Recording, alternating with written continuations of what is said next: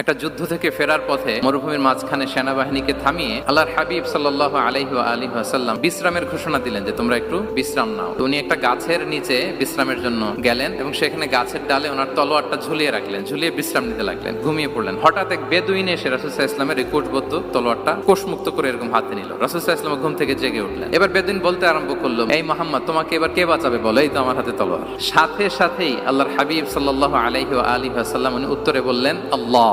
কোনো চিন্তা ভাবনা নাই যে ওরে আঘাত করা যায় কিনা পাল্টা, বা কোনোভাবে ওর কনফিডেন্স ডাউন করা যায় কিনা, কোনো দিকে না তাকিয়ে কি বললেন? আল্লাহ।